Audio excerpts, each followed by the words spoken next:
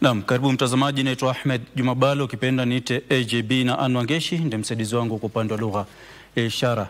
Kwenye taarifa yetu kuu, serikali imesema haijafanikiwa kuupata mwili wa mwenda zake John Ogutu, mwalimu Mkenya aliyepigwa risasi na kuuawa wakati wa ghasia za baada ya uchaguzi nchini Tanzania.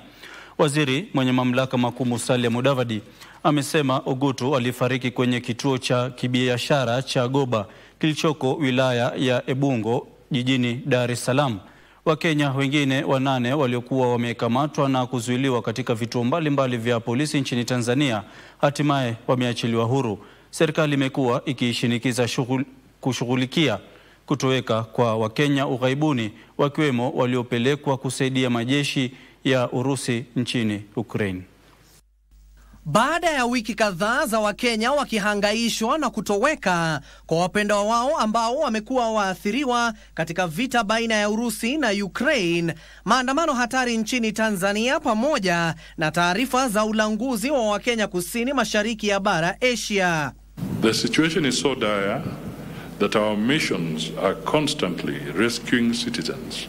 Waziri mwenye mamlaka makuu Musalia Mudavadi sasa amethibitisha kwamba Mkenya alifariki wakati wa uchaguzi mkuu nchini Tanzania mnamo tarehe 29 mwezi Oktoba mwaka 2025, huku wengine 8 wakikamatwa. 8 Kenyans arrested in different police stations across Tanzania have now been released. 3 Kenyans are still being held, 2 in Arusha and 1 in Dar es Salaam police station. A Kenyan by the name John Ogutu was shot dead on 29th October at around 7 p.m. in Goba Center, Ubungo District in Dar es Salaam. His body has not been traced to date. Kuhusiana na vita baina ya Urusi na Ukraine, Musalia alisema serikali inafanya mazungumzo na Urusi pamoja na Ukraine ili kuhakikisha Wakenya walio kwenye mstari wa mbele vitani wamerejeshwa nchini. It is estimated that recruitment networks are still active in both Kenya and Russia.